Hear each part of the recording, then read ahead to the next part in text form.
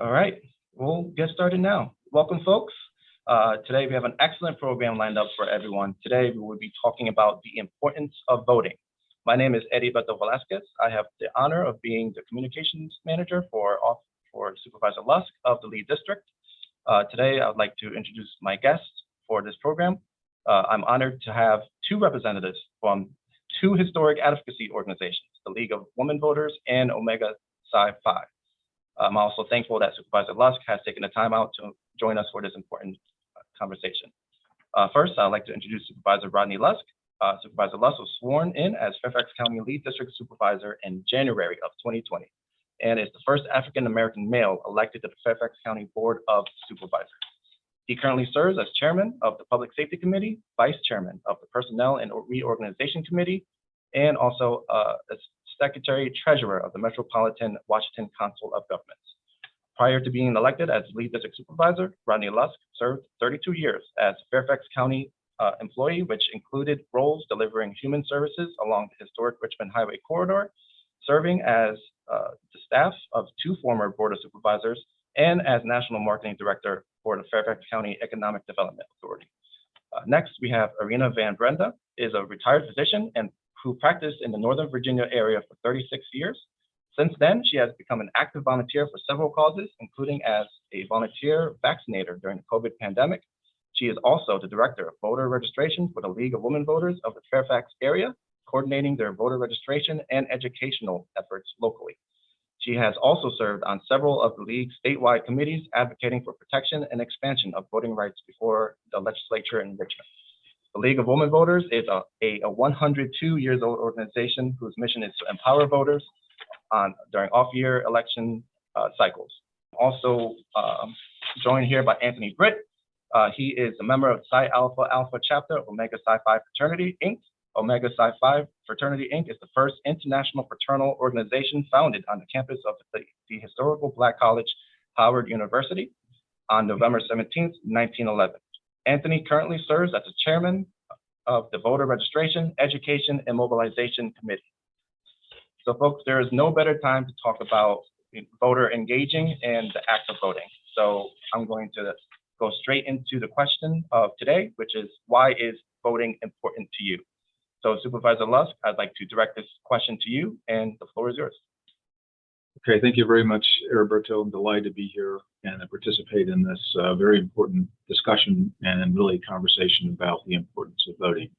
I'll harken back to some of the lessons that my grandparents taught me when I grew up with them in the city of Alexandria. My grandfather made it clear to me that the right to vote was something that was earned because of the hard work of so many members of his generation and the generations preceding him. I've seen firsthand the importance of voting, and I'll say, looking at some of the Eyes on the Prize series videos, I don't know if anyone here has seen those. If you have not, I would recommend it highly. You'll see footage from the 1960s, specifically you'll see John Lewis crossing the Pettus Bridge, and what you'll also see is the non-violent, peaceful protest that he and hundreds of other protesters were leading for the right to vote. And you'll see that they got hosed down with fire hoses. They had dogs that were let on them. You'll see that the right for us, and I say us as in all Americans, but specifically African Americans, the importance of voting cannot be clear after not being aware, after becoming aware of what it took for this right to be bestowed upon us. And I'm just grateful that my grandparents were there to help me understand the importance of it. And I'm grateful that I, took the time to look at, the Eyes on the Prize series and to do additional research. And, elections matter. When we think about local government, state government, and federal government, there are decisions that are made at each of these levels. And those decisions affect our daily lives. At the local level, you can think about budgets and how budgets are, a reflection of priorities in the community, and that budgets are used to determine how much money goes into our school system, how much money goes into our park system, how much money goes into our human services and public safety systems. And each of these things affect us very specifically. And when you're casting a vote, you're casting a vote for someone who you believe reflects your values, your priorities, and that's going to represent you in a way that's going to ensure that your community is vibrant and successful. So these are some of the reasons that I hearken back to as I think about the importance of voting. And again, I'll just reiterate, if you've not seen the Eyes on the Prize series, I really, really recommend it. Thank you very much. Thank you, Supervisor Lusk. And I'd like to ask this question to Irina of the League of Women Voters. Why is voting important to your organization? Well, a lot of this amplifies what Supervisor Lusk has already said. The thing I think it's important to remember is when the Constitution was written, it actually gave the right to vote to a very small percentage of the people living in this country at this time. At that time, no women had the right to vote. Very, very few African Americans or any minorities had the right to vote, and certainly not anyone who was enslaved. They were specifically excluded from that. Even white males only got the right to vote if they had a certain level of property ownership. So it is something that's foundational to our form of government. However, it cannot be taken for granted. And as Supervisor Lusk already pointed out, a lot of people suffered, worked, died in order to expand the right to vote to all of us who actually deserve it, which are the people who are the residents and the citizens of this country. That fight has been fought over a long time. He's already emphasized how it took African Americans nearly 2 centuries in order to achieve the right to vote. And even that was a tenuous victory, since after the passage of the Voting Rights Act in 1965, some of those protections we're seeing now around the country, there's the potential to roll back some of those protections. Women, it took an organized effort of over 80 years for women to get the right to vote. And then again, it was limited only to white women initially in practice because of the Jim Crow laws that excluded African-American women from being able to vote. And a lot of people don't realize that women were imprisoned here in Fairfax County at the Lorton Workhouse, which is not very far from where most of the people watching this live.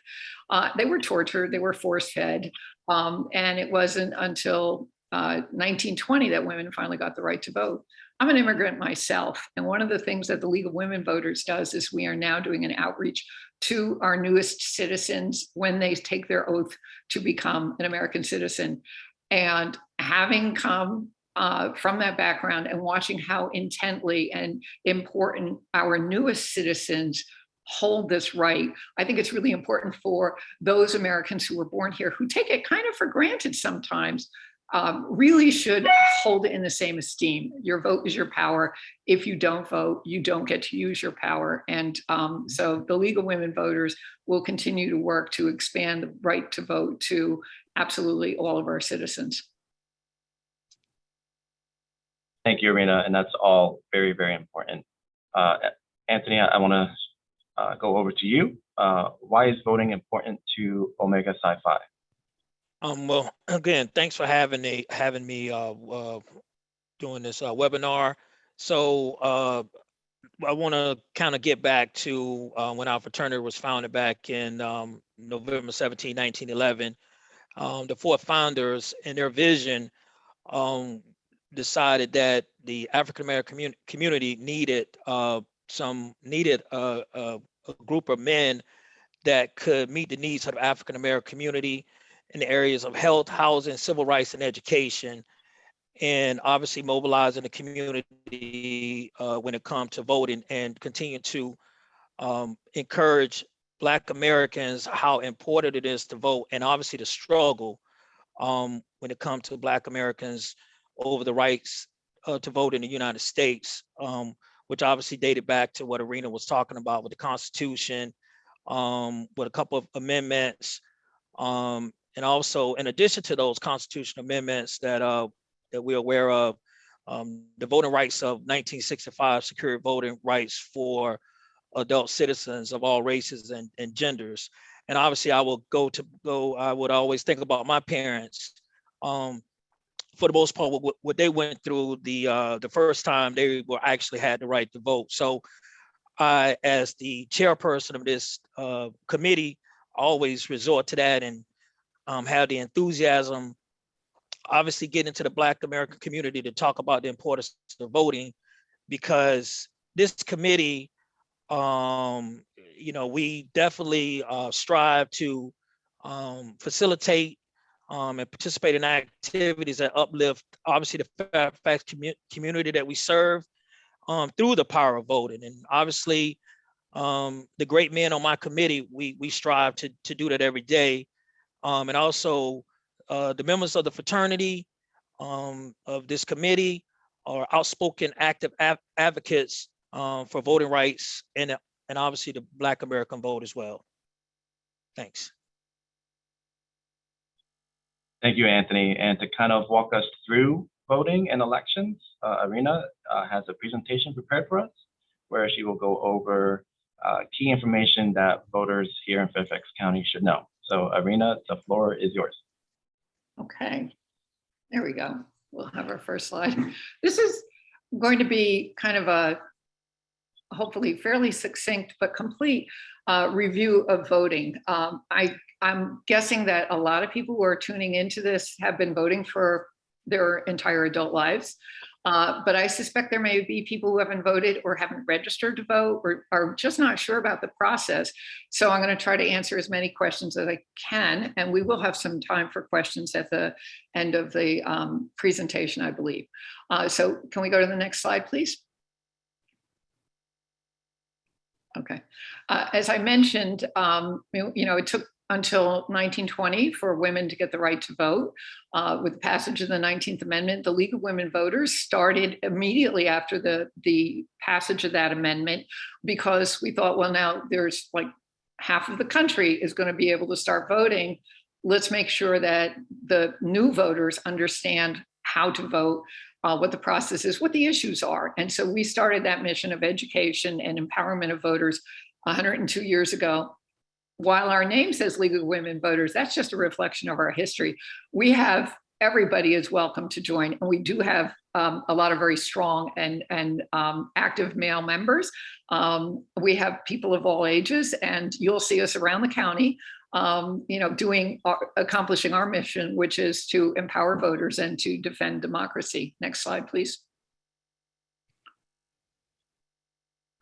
Okay, and the way we do our work of empowering voters and defending democracy is we are always nonpartisan, and we really work hard to make sure that the information that we are giving to voters and to all citizens is accurate, trustworthy, up to date. We do a lot of voter registration. That's kind of our favorite thing to do. And we do it, as I mentioned already, for new citizens, people who have just taken the oath of citizenship. We try to reach out to all of the high school students, or many of the high school students in Fairfax County. And this year we registered over 1,600 high school seniors who are going to be able to vote this coming year.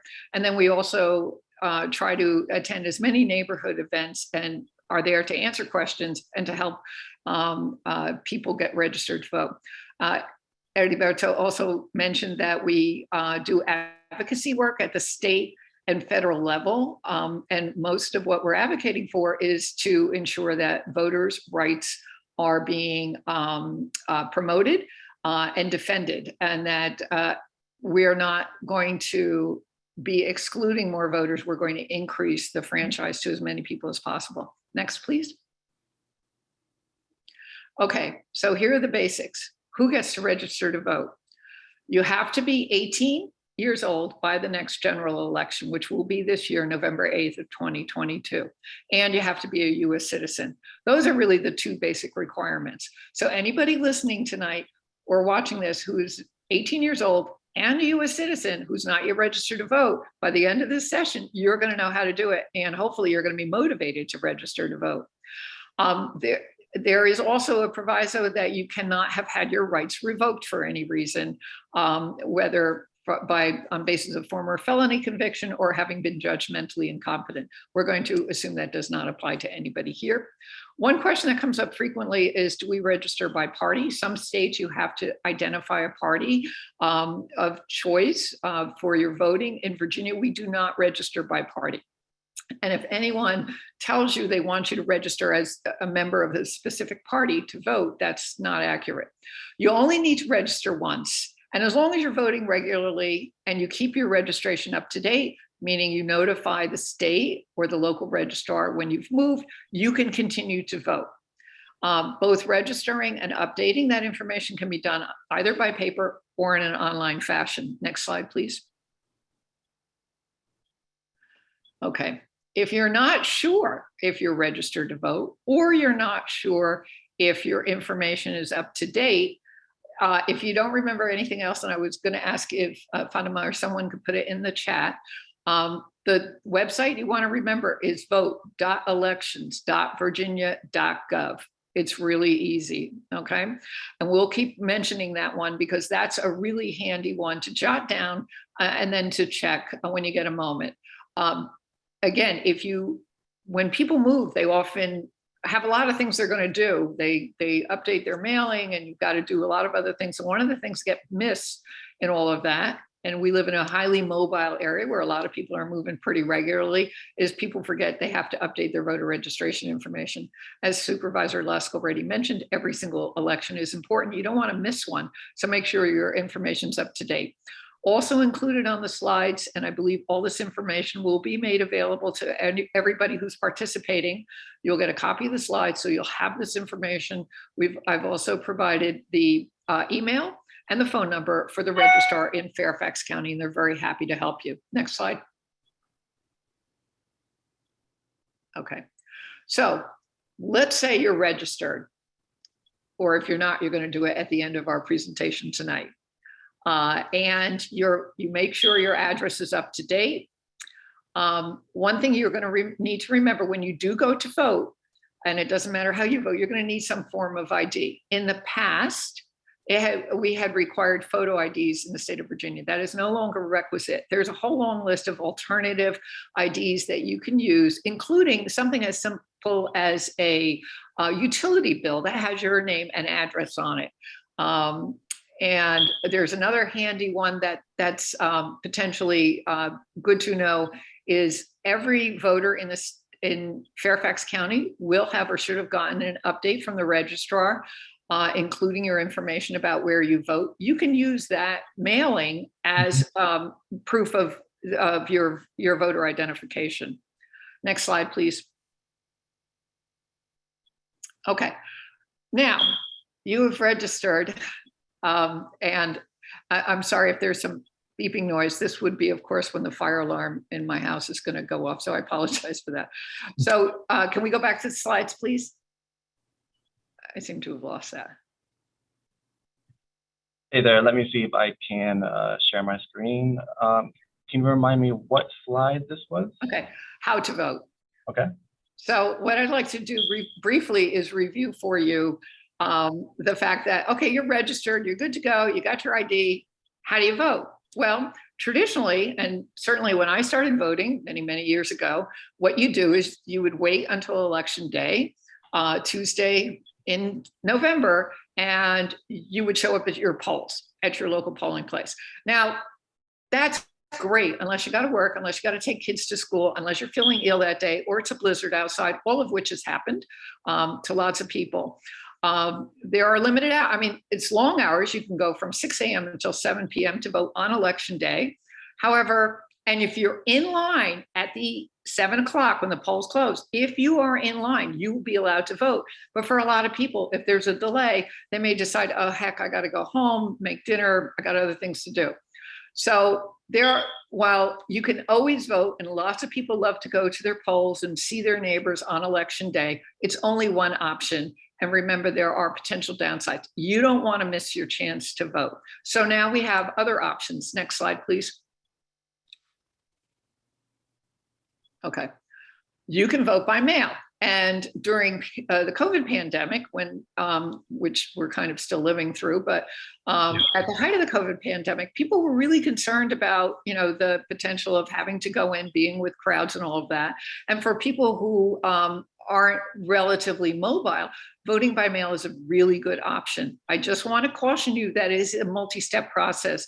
And at every single step of the way, if you forget something, you might end up not having your ballot be counted. So first thing to know is you have to apply for an absentee ballot.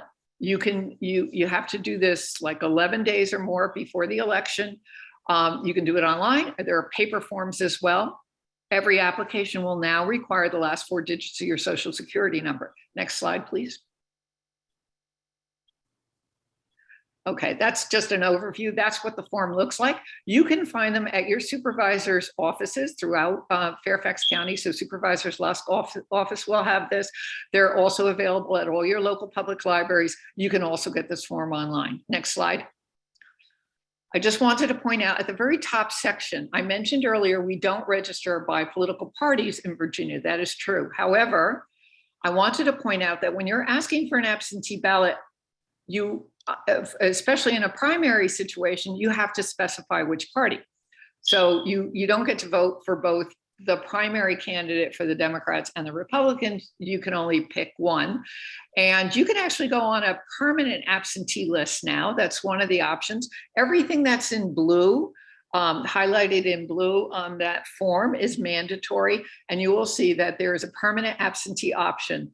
And they'll ask you which of the 2 parties you want to vote in the primaries for. You can also decide you just don't want to vote in the primaries. If you check that box, you want to be on the permanent list, until you tell them otherwise, you will get an absentee ballot mailed to you for every election. And don't worry, this doesn't mean that people can vote absentee and then go and vote in person. That does not happen because there are checks in the system to prevent that from happening. Next slide, please. Okay.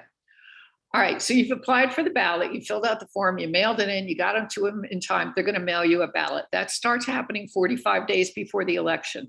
This is also another part where you gotta be super careful about filling it out accurately. There'll be 2 envelopes, you gotta fill out the thing, you have to have a witness sign one of the envelopes saying that they watched you fill out your ballot and put it in the envelope. And if you forget any of these steps, your ballot could be invalidated. So you just got to be really careful if you want to do this. And then you also obviously have to get the ballot returned in time. The last day to have a postmark on it is on election day, but you actually also then have to have it delivered by 4 days after the election. And if you don't, again, your ballot will be invalidated. There are, however, drop boxes throughout the county at all of the early voting sites where you can drop it off, or you can just hand it in at your precinct on election day. So just remember that. You got to apply, you got to fill it out carefully and accurately, and then you got to get it back in time. It's still a really good option. Just know what you're getting into. Next slide, please. Okay, and here's another option, which is, again, relatively recently available for all of Virginia residents. In the past, if you wanted to vote early in person, you had to have a special reason. You were going to be out of town, you were going to be working all day, or some other reason where you could not vote yourself on election day. We have now expanded, and this is a terrific option to allow early in-person voting. Early in-person voting, again, starts 45 days prior to the election. It's at least one site for the first several weeks of that. And then in the last 1 to 2 weeks prior to the election, there will be multiple satellite early voting sites all over the county. And in Lee District, one of the early voting sites every time so far, and presumably in the future is going to be the Franconia Government Center, Mount Vernon Government Center. Lots of the local government centers will be your early voting location. And what's terrific about that is their hours are really great for accommodating people who work. So it's from 1 to 7 p.m. During the week. And they're also going to be open at least 2 Saturdays prior to every election. At least so far in Fairfax County, that has been the standard. And there is a possibility for the last major election we had voting on a Sunday as well. So this is easy. You just walk in and you would vote exactly like you do on election day. You show your ID and then off you're good to go. Next slide, please. Okay.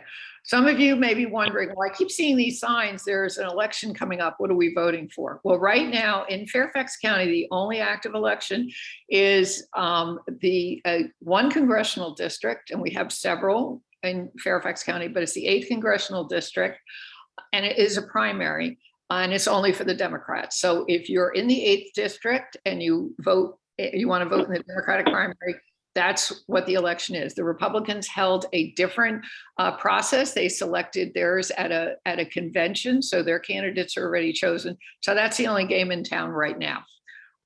If you have an absentee ballot for the primary, please make sure you fill it out carefully and get it mailed well before June 21st. Next slide. Okay, the big election that will be coming up this year is going to be November 8th. Every single congressional seat in the United States is going to be up for election.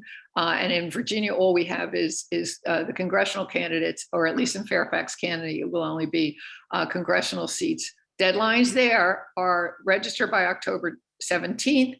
Early voting starts September 24th. You have to request your absentee ballot by the 28th. And the mail has to be postmarked on the 8th, delivered by the 11th. Next slide, please.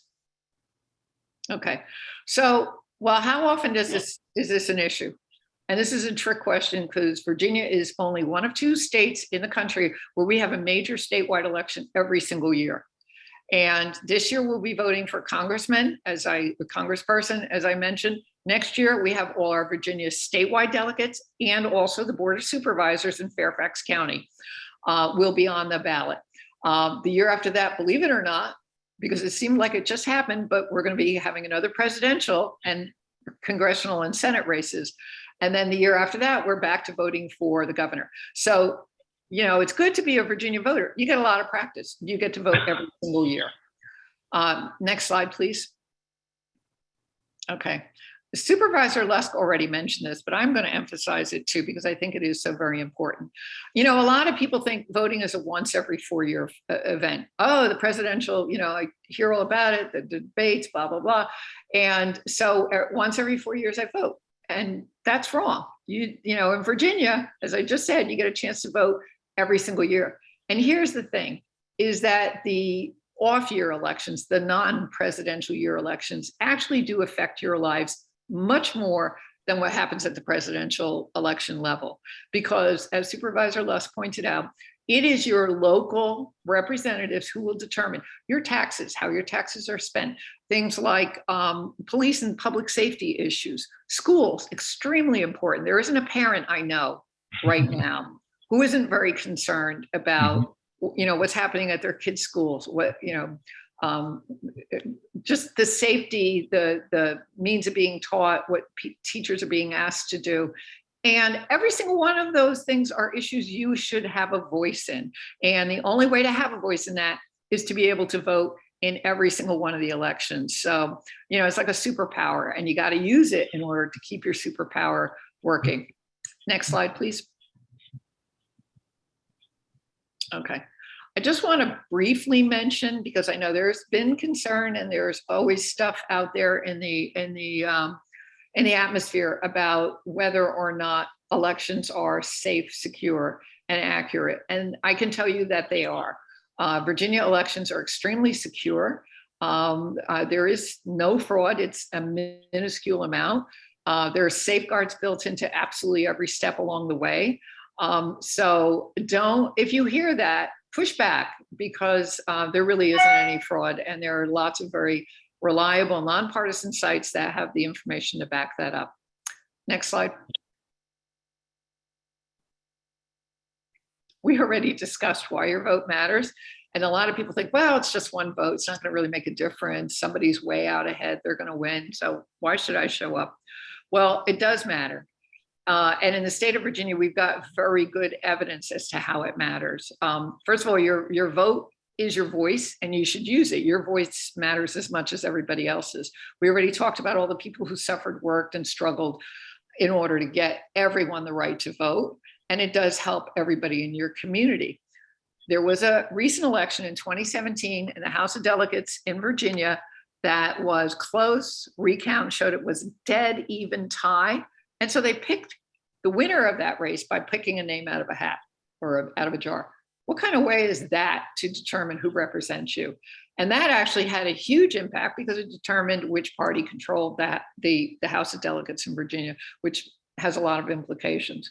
So your one vote can make a difference, and I urge you to use it. Next slide, and then I'll stop because I think we're running out of time. I just wanted to mention quickly, League of Women Voters does have a clearinghouse for voting information. Again, always nonpartisan. It's an easy one to remember, vote411.org. It'll teach you how to register, who or what is on the ballot, and it will also give you information about where to vote. Next slide. And then again, this will be in the information, the materials that you get after this webinar. Here's the contact information for the registrar at Fairfax County if you have any specific questions. And I think that's it for now. Except to remind you, now that you know how easy it is and what's involved, we urge you to go out and vote. Thanks. Thank you, Irina, and it was excellent. That was a whole lot of information there in just a couple minutes time. So congratulations, that was amazing. Again, if folks have questions, please feel free to put it in the chat box. Someone just told me that we are live on Facebook now, so if you're watching from Facebook, welcome. Please use the chat feature if you want to chat with us. We're happy to answer some of your questions towards the end of the program. So right now, we will go to additional questions.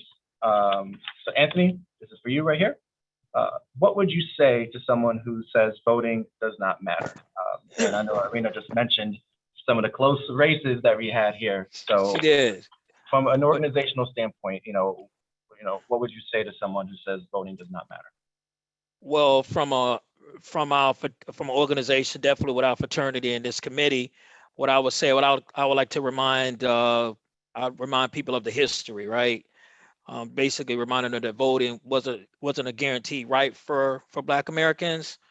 And we all heard of the quote about we had to get into good trouble and march for these rights now. So I definitely, when I talk to people, obviously about voting, that's what I like to kind of start out by saying, and then also talk about reminding people, like when it comes to education and different social reforms, definitely at the local and state levels.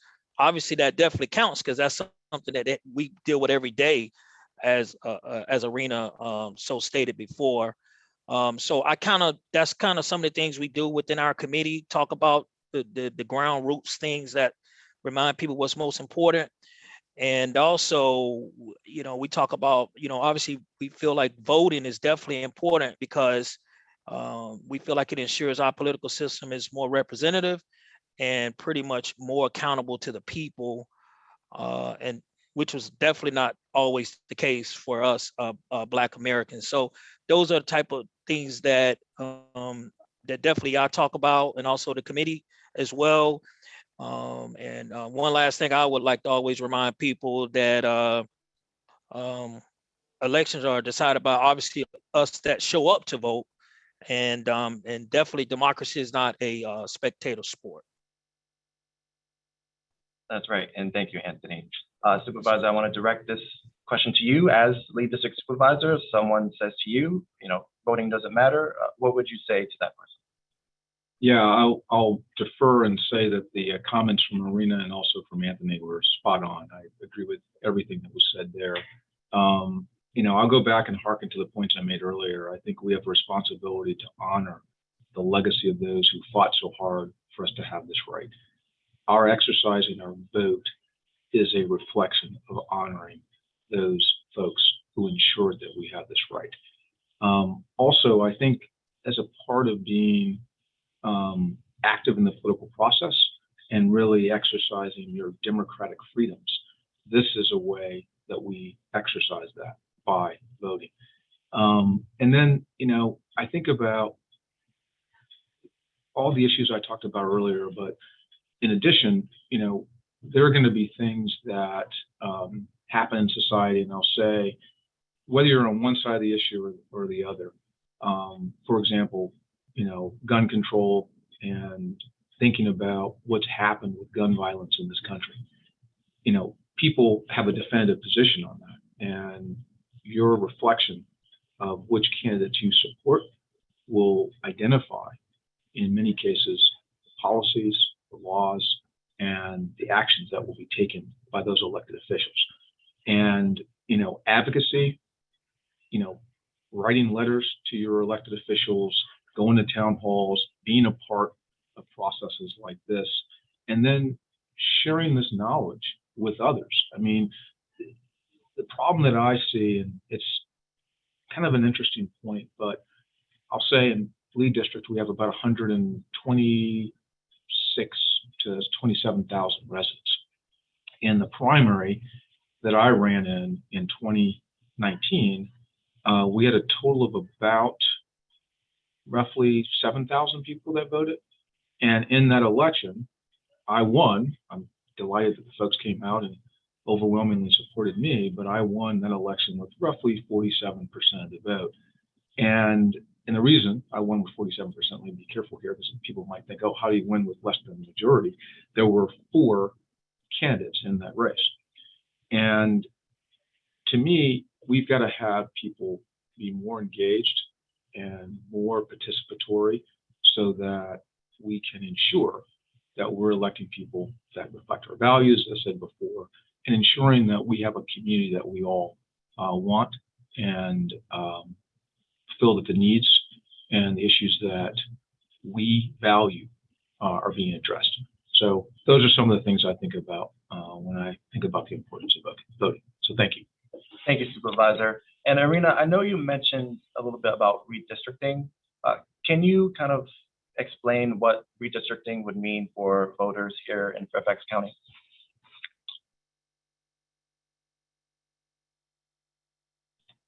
And you're on mute, Irina. I can't tell you how many times I've heard that expression.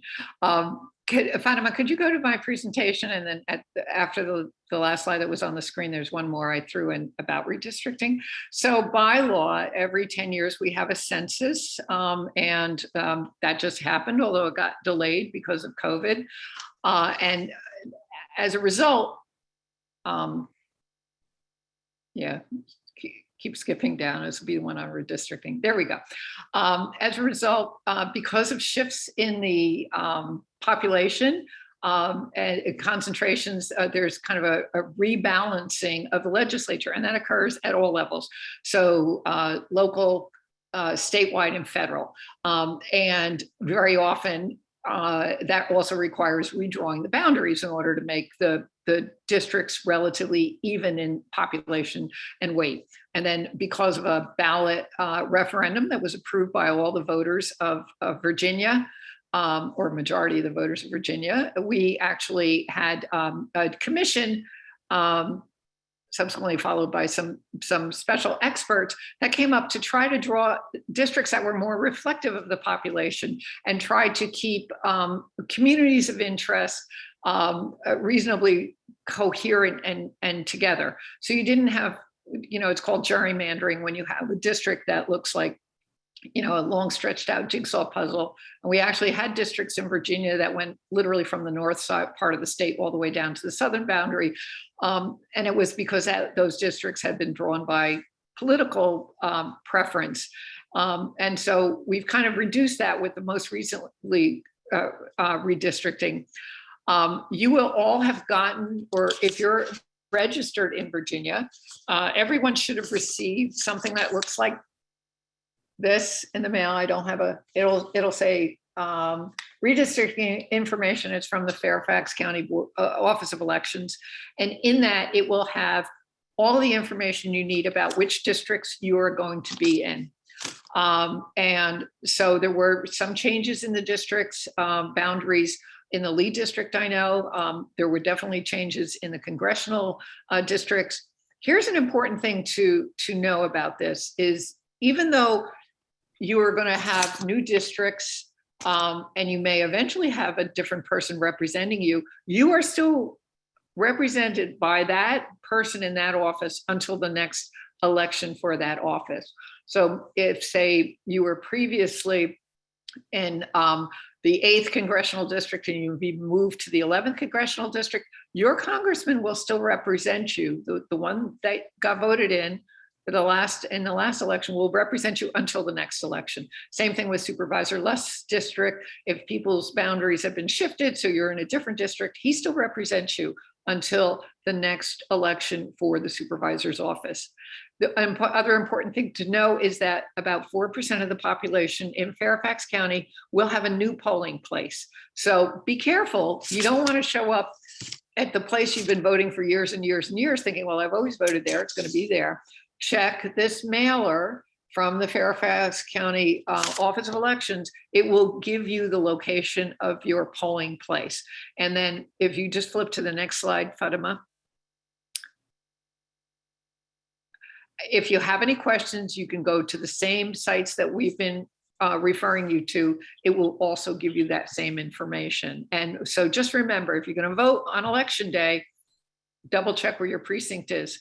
A nice thing about early voting is that anyone in Fairfax County can go to any early voting site. So if you're driving by one, like in Springfield one day, and you decide, oh, it's open, there's no line, I'm going to run in and vote, you can do that. You don't have to vote in any specific early voting site. You can vote at any early voting site in the county, which is a real convenience. Anyway, so that's redistricting in a nutshell.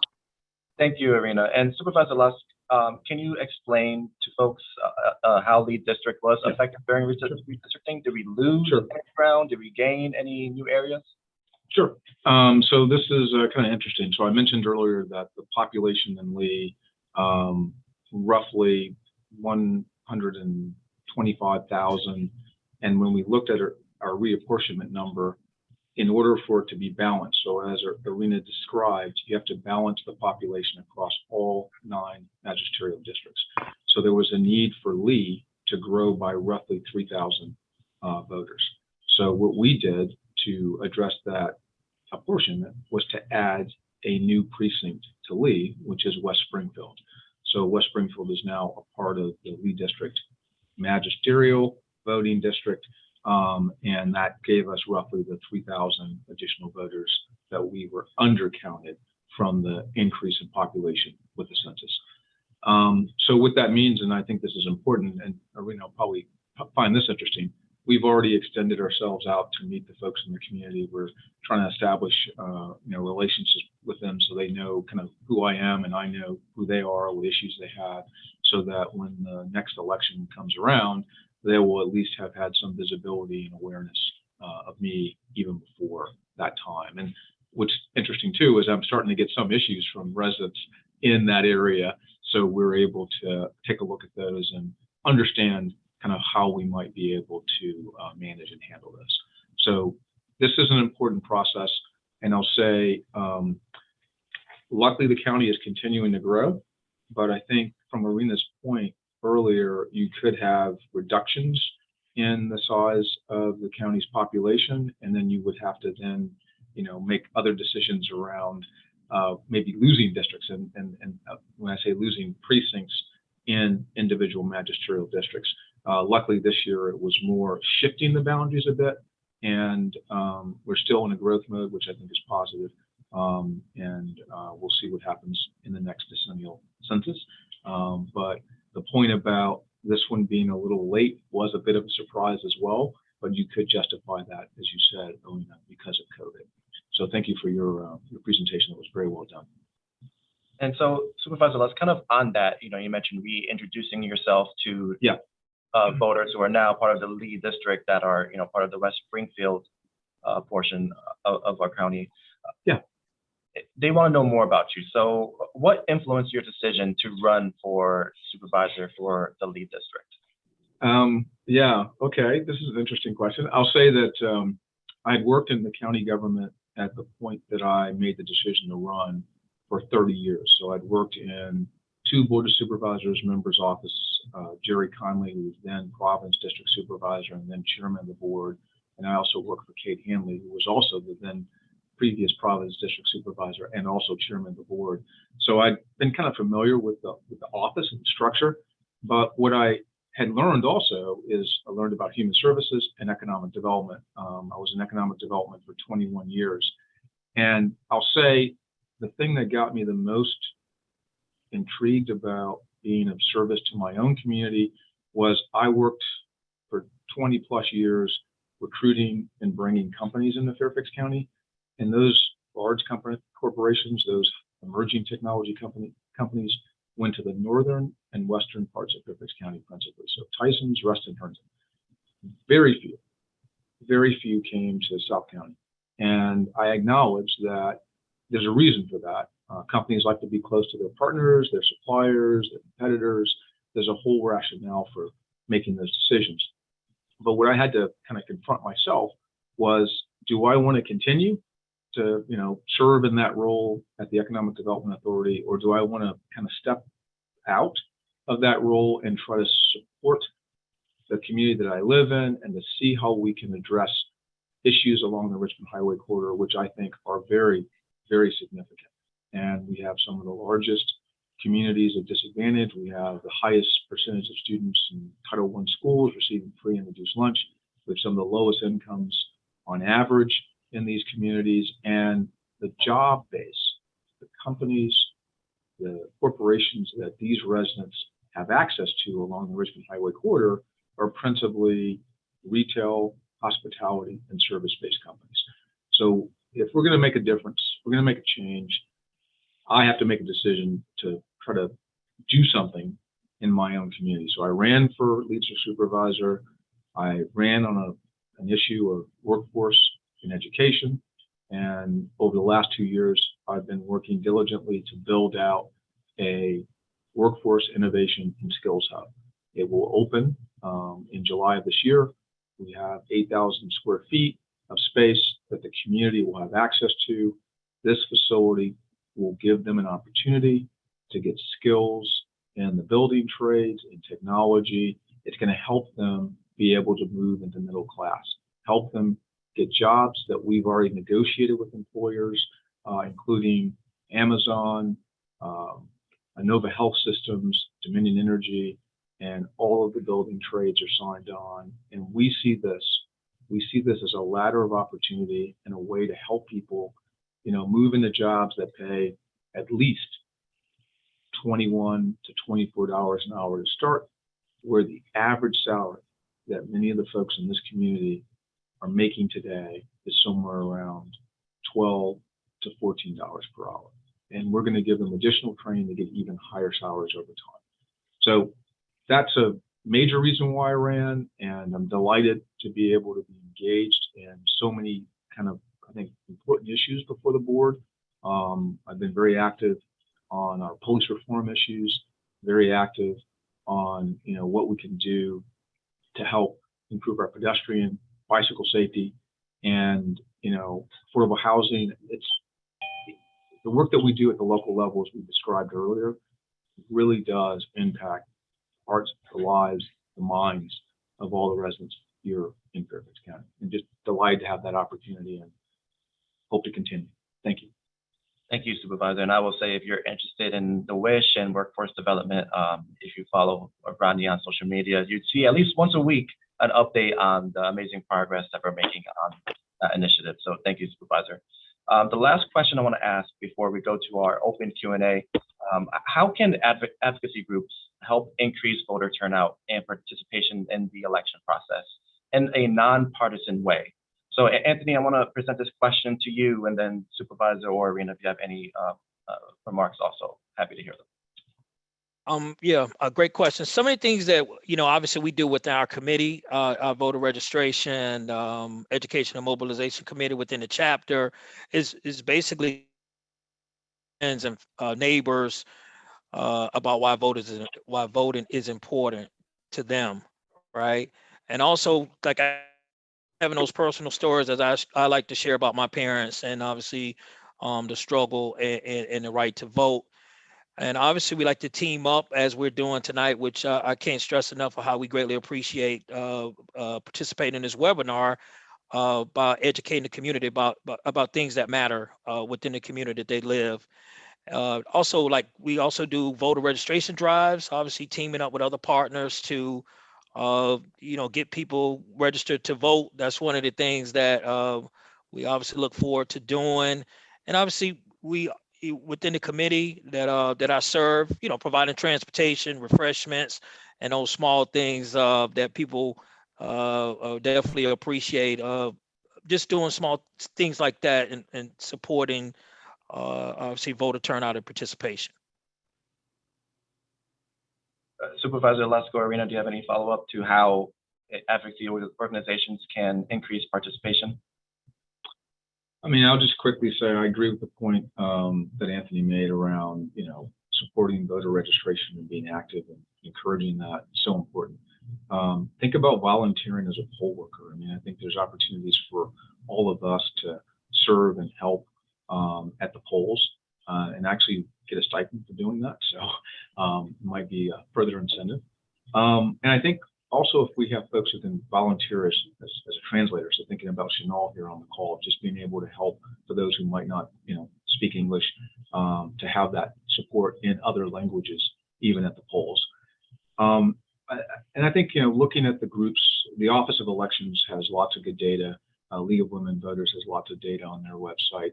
We are publishing materials on our website. So I say, joining and accessing newsletters from each of these different organizations and just being aware of, when the elections are, when the primaries are, because I'm going to reiterate this point one more time, all elections matter, and primary elections are so important. Many people don't realize that in some cases, the primary election is the election, because what could happen is you could have someone win the primary and then have no challenge for that person in the general.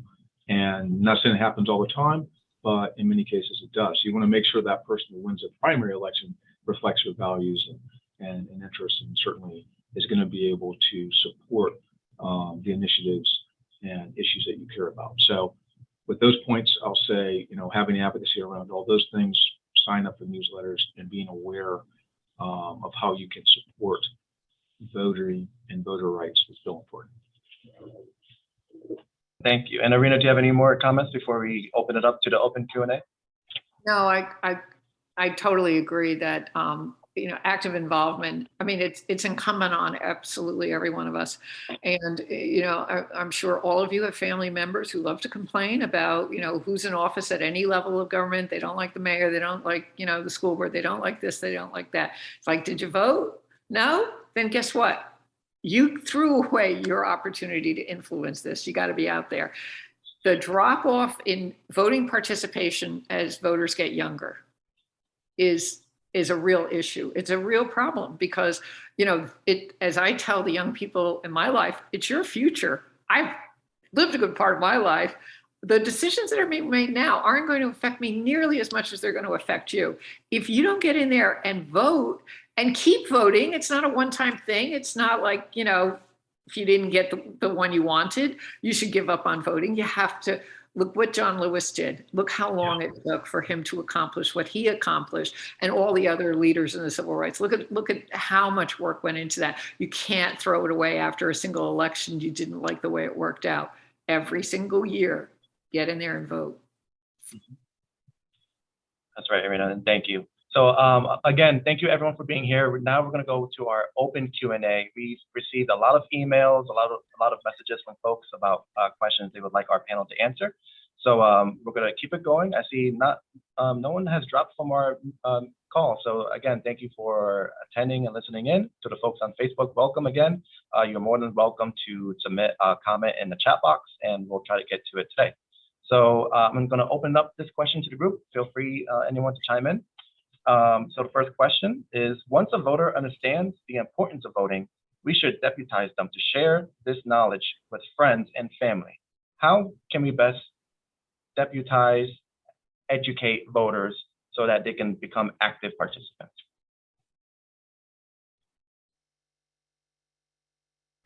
Well, I'll tell you what, I'll just jump in and say that what I tell, especially again, because of the low participation rate in younger voters, is that every time we get someone signed up to vote, it's like, well, now here's the deal. You go tell your friends, you tell them how easy it is to register, and you get them to register. It's easy. You can do it online, and, take a friend to the polls. And everybody should feel a bit of a passion for doing this, because that is the only legal and peaceful way in which we can accomplish change. So I think empowering voters to bring the message to people is the way to move.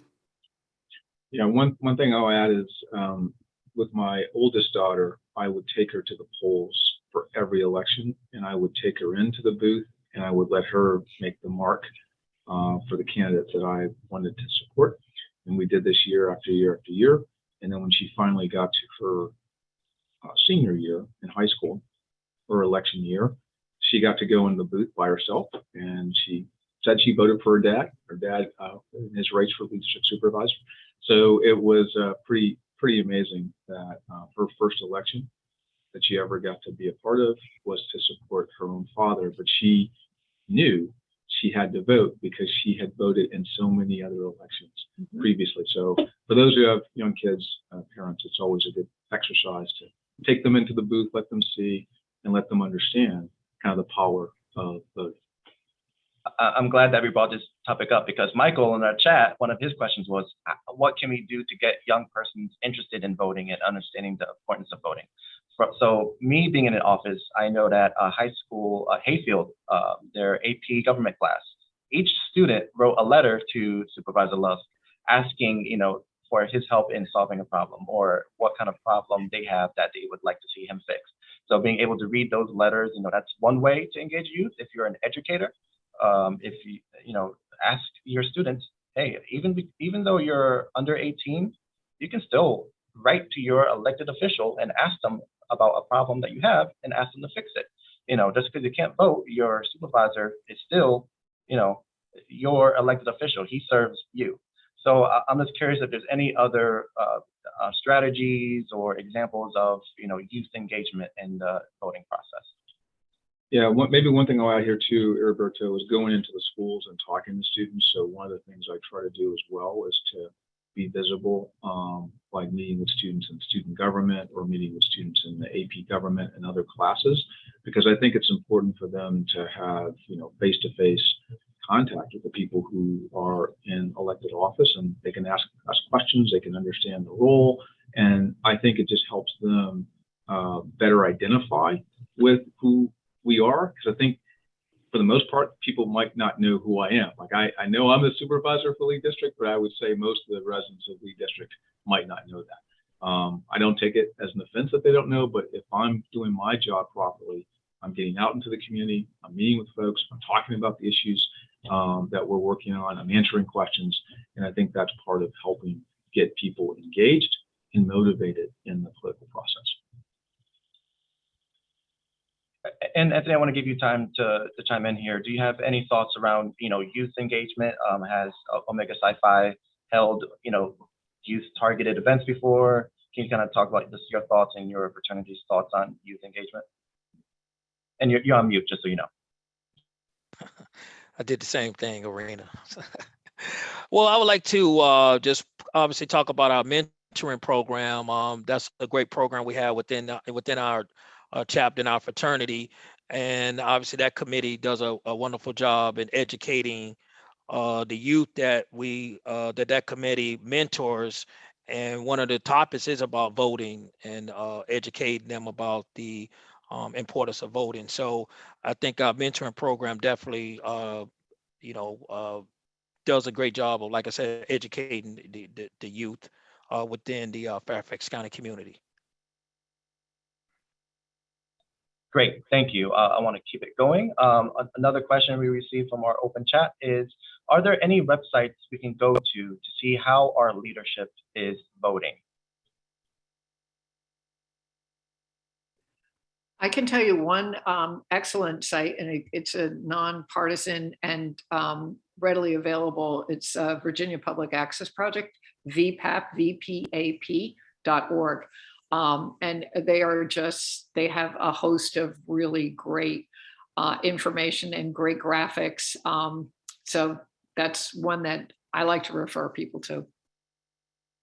Yeah, and I'll add too that the Board of Supervisors meetings are televised, kind of live, but you can go back and stream them on the web if you're so inclined to see what actions the board took, what items, because you'll get the full agenda and you can kind of scroll through the items and click on the ones you're most interested in. So you don't have to sit there and like watch.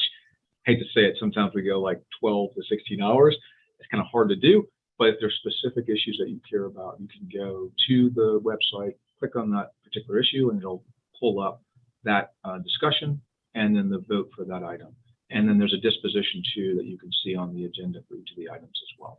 So I think that's a good way to just kind of keep up to date on what the board's working on. And then we do newsletters, as I mentioned earlier, where we talk about some of the initiatives that we've been specifically working on. So you'll see that in our individual newsletters, and each board member does publish one of those, so you can subscribe and know even for the Hunter Mills District Supervisor what issues he's working on, even if you live in Lee. And I'm sure there are people who subscribe to our newsletter who don't live in our district as well. So another way to learn and know what's going on. And I'll also say, Supervisor, as your communications manager, we also have the short board matter recap videos that we try to do 6 minutes or less to try to summarize the over an hour-long Board of Supervisors meeting. So that's also another tool we use here at Supervisor Lusk's office to kind of help convey, what the supervisor is working on and the kind of board matters that he's introducing during his meetings. So thank you. We'll go on to the next question. This one's going to be about the open primary rules.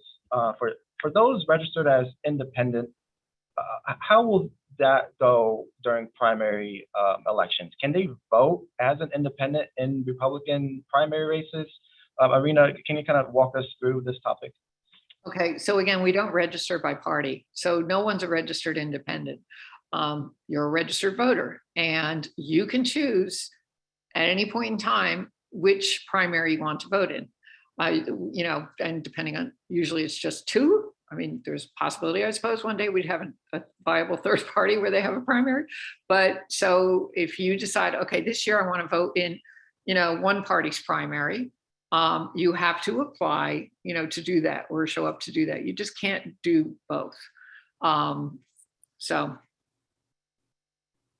if that answers the question. So I'm glad they emphasized you cannot vote in the Republican and Democratic primaries. Correct.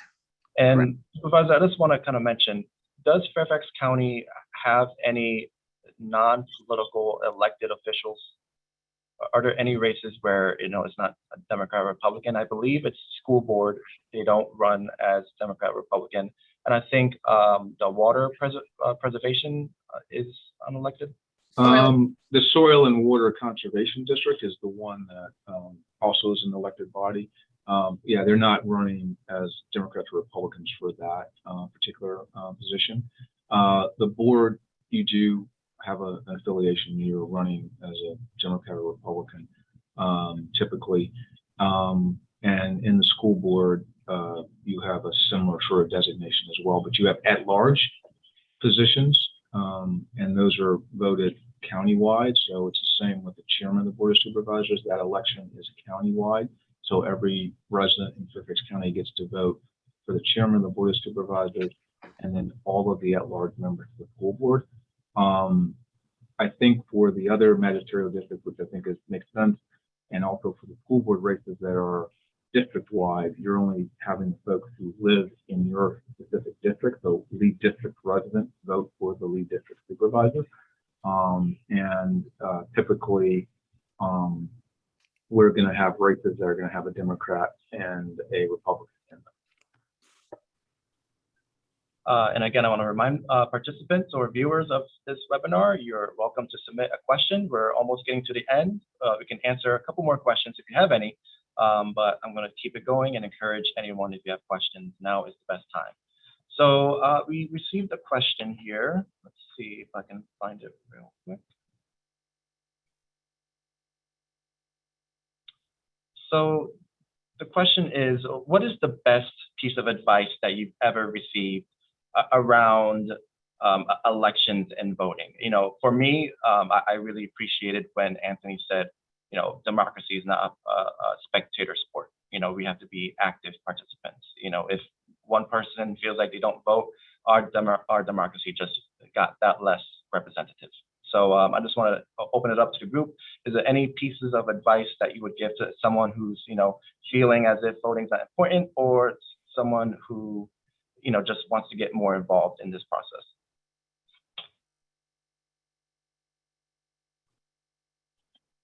I mean, I'll just make the point that your vote matters.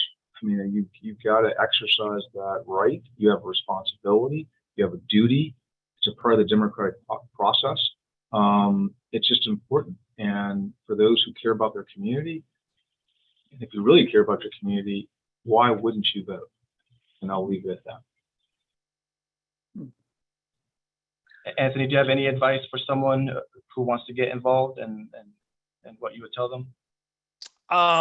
Basically, yes, I would definitely say to someone, the voting, it ensures, like I stated earlier, it just ensures the political system is held accountable, right? We can't hold anyone accountable if we're not present. So I will always, I think Arena kind of mentioned, if you have an issue with something and you don't vote, then your voice can't be heard. So that's just always a tidbit of information to remind people, I think. Yeah, and I would add into what Supervisor Lusk said earlier, because I think a lot of people are hesitant or reluctant to contact their representative at any level of government, whether it's, Board of Supervisors or your congressman, your senator, or, the White House. Contact them. People do listen. I mean, people who are running for office, as Supervisor Lusk will definitely verify this, they want to know what the people they're representing think, and they're not going to know that unless you do. And they have an entire staff that wants to hear from voters. So I would encourage people, reach out, let your voice be heard, tell people how you feel, get your questions answered. It's not it is, this democracy only works if everyone is taking part. And I just want to say, Jana makes an excellent point. Jana is watching us live here. If you vote and the person you voted for doesn't get elected, that doesn't mean your vote doesn't count. And honestly, that shouldn't get you down and make you not want to vote again.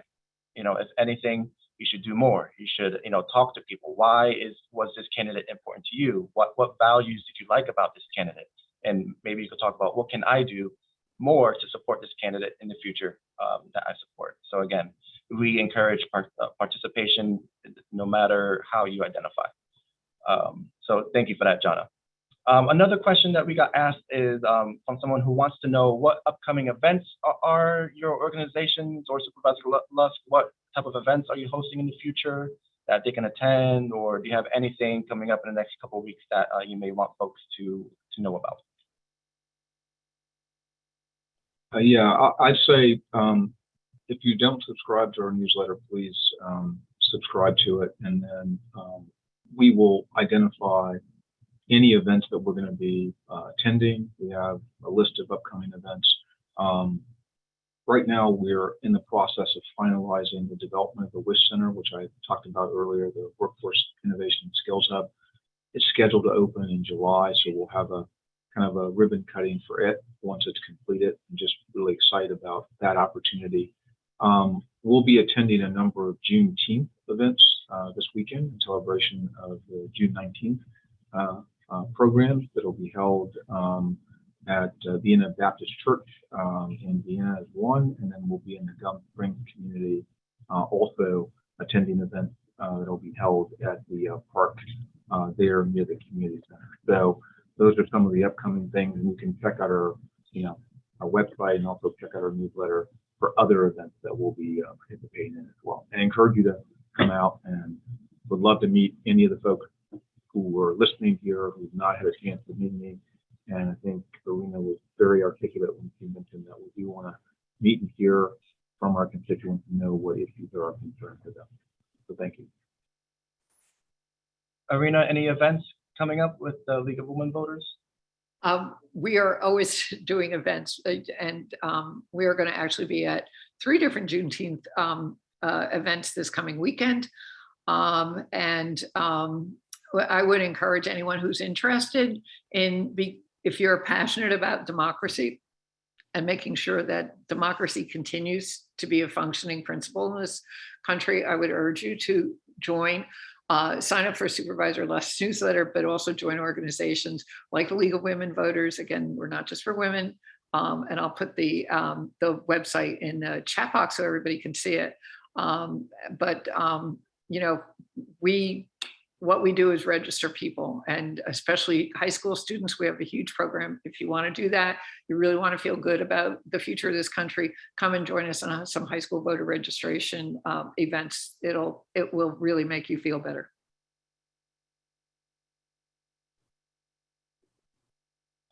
Thank you, Irina. Anthony, any upcoming events that you want to make viewers aware of?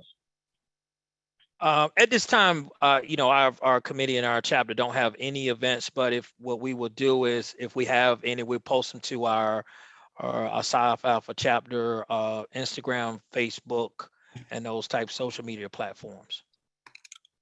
Perfect. Thank you, Anthony. We've gotten a couple more questions, and it seems like participants are still here. So let's tackle a few more. Janice asked, how might we get first-time voters to know that Virginia has elections every year? Might this be part of the voter registration confirmation letter sent out from the registrar's office, instead of only listing congressional districts and Senate districts? People don't realize that there are state senators as well as senators in the US Congress. Virginia has elections every year.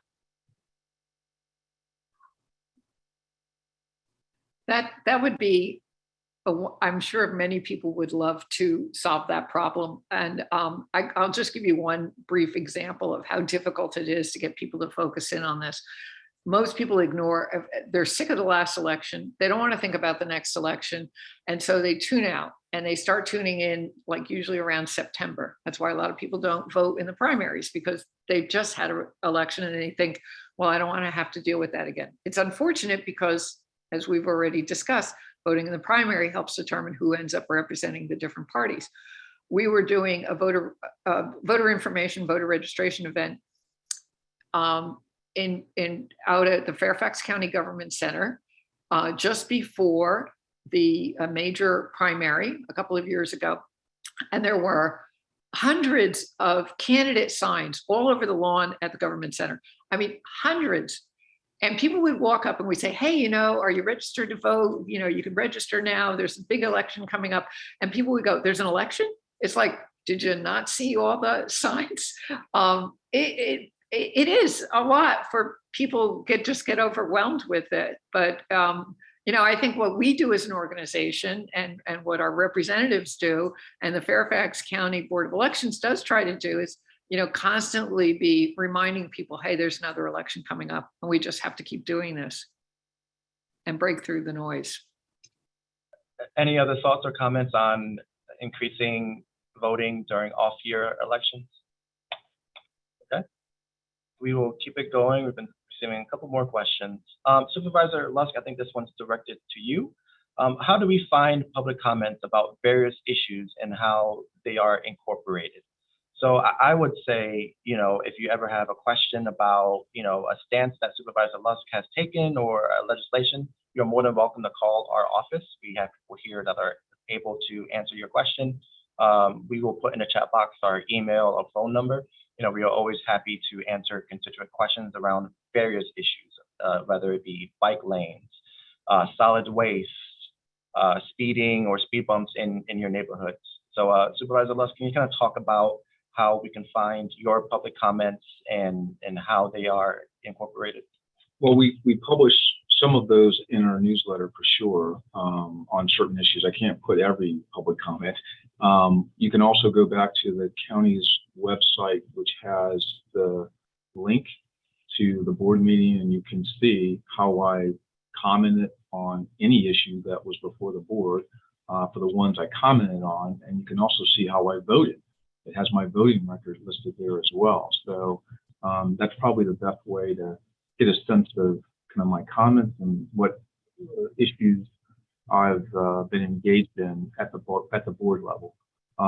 We also have, I think on our website, we're listing the board matters that I've acted on. So every board matter is uploaded, so you can see, kind of what areas I'm focused on at the board level and what the disposition of those items are. Were they approved by the rest of the board?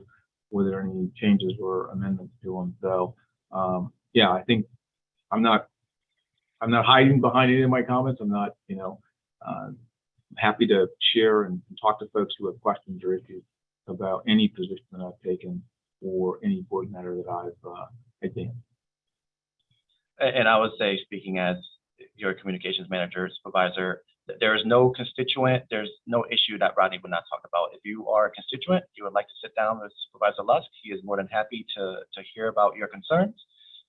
He is always happy to meet directly with Lee District constituents. So again, our email and our phone numbers are the best way to get in contact with us, and we're always happy to hear from you and your concerns. We received a question from Facebook. Where can we find information on primaries, on why primaries are important?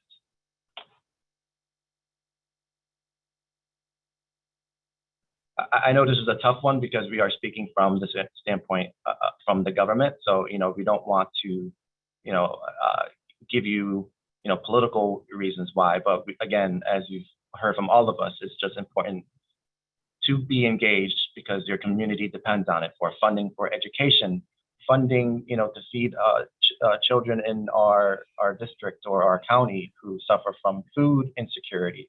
So, some of the reasons we outlined here are really some reasons why you should be supporting, a candidate during the primary, because those are typically in Fairfax County. If you win your primary, you have a large chance to be an upcoming elected official for your district. So I just want to know if there's any other thoughts on how we can best convey why primaries are important.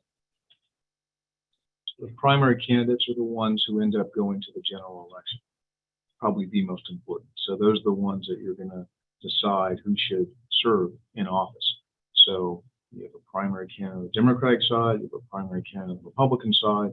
They are the two candidates that advance to the general, and then there's a vote at the general, and it decides if it's the Democrat or the Republican that wins. So primaries are very, very important.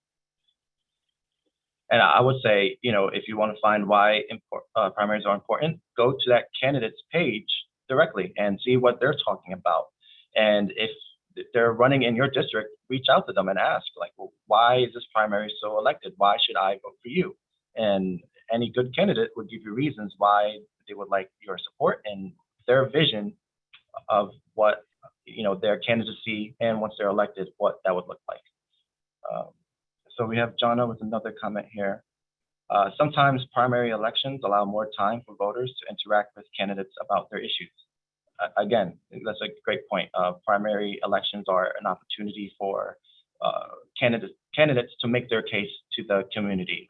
Supervisor Lusk knows when he ran, I believe it was 4 or 5 candidates vying for the lead district supervisor seat. So he knows very well the importance of primaries and the importance of making your case to the voters and having the voters decide. And if I could just say, if you're really not sure about, well, how would I vote in a primary, or, how would I decide? Pick 1 or 2 issues that are really critical to you. Is it, reduction in gun violence? Is it police policy? Is it the schools? Find out those issues, ask the people who are running, look on their websites, see what their positions are, and figure out which one reflects your views the most. Healthcare should, how widely available should healthcare be? What should we be doing about supporting the less fortunate in the county? Pick the candidate that reflects your values, and that's the person you want to vote for in the primary. And if enough people do that, and you talk to your friends and say, hey, I really think this is the right person to represent us, you vote too. Everybody takes a friend to the polls. It makes a huge difference. Very often, as Supervisor Lusk has already said, those races are decided on the basis of a very small percentage of the voters, and they're often the most vehemently passionate about a particular range of issues. The more people vote, the much more representative the viewpoints of the people who end up running for office will be. Thank you, Irina. And Louis asked that he has bad reception and he didn't hear how absentee voters can change party status. Can you just quickly just state what you said during that portion? I think it was Virginia doesn't have party affiliation. Right. You don't register as a member of a specific or for a particular party. You're registered as a voter. And when you're ready to vote in a primary, you have to decide which primary you're going to vote in. So, and you can do that easily on the absentee application. And the same thing when you go to vote in person. Not every party in Virginia now, each party is having a primary, but you still have to determine which of the two parties you're going to participate with. Thank you, Irina. And on that note, before I hand it over to Supervisor Lusk for his final remarks, I just want to thank everyone for listening in and participating today. Again, we're going to post our emails, phone numbers, and any other information that we shared during this meeting. We're going to post it in the comments so everyone can access it. And also, if you would like a copy of Irina's presentation, it will be available upon request. So feel free to contact any one of us or our office here, and we're happy to get you the slide that was presented today. So James, with the last second question here, do parties pull data on voter history to confirm how you would vote prior to elections when they come to your home? So Irina, a little question about data and access to that. Can you kind of speak to that? Sure. Your vote is private. Nobody knows how you voted. They can perhaps get the information about who participated in which party's primaries, but all of the decision-making, all of the determination of which party you're a likely voter for is based on all kinds of other information that they can glean quite easily these days. What is public knowledge is whether you voted or not. So every time you vote, it's part of your voter record, and that is public information. So, but the only information they have is whether you voted or not who you voted for or how you voted. Thank you, Irina. And folks, again, thank you so much for participating today. And Supervisor Lusk, you're welcome to take us away with your final remarks. I'll just say thank you to the panelists, Anthony and Irina, and thank you, Roberto and Chanel, for your participation as well. This was a very informative discussion, and just enjoyed kind of the back and forth, and enjoyed the questions from those who are participating both on Facebook and on other streaming mechanisms. So enjoyed this, and I think this is something we should consider doing again. So thank you all. Irina, you go ahead. Thank you for inviting me. I'm glad to answer any questions. You can go to the website I put in the chat earlier. But thank you, Supervisor Lusk, and all of the staff. It was really a pleasure to be here. Thanks. Thank you. Anthony? Oh, as well, on behalf of the committee and our chapter within our fraternity, just thanks for inviting me as well, Supervisor Lusk and your team. Irina, obviously great meeting everyone. Great conversation. Obviously look forward to the next time. Thank you, everyone. And this conversation will be posted fully on Facebook. I know that Facebook, we're a little bit behind on that. So for the folks on Facebook, we are going to go ahead and post this full conversation on our pages. So be on the lookout to that. And at any point, please contact our office. We're happy to hear from you. So again, thank you to our panelists today. Thank you for those who engaged with our conversation and attended this webinar. Again, my name is Eddie Beto with Supervisor Lusk, and thank you for joining us this evening.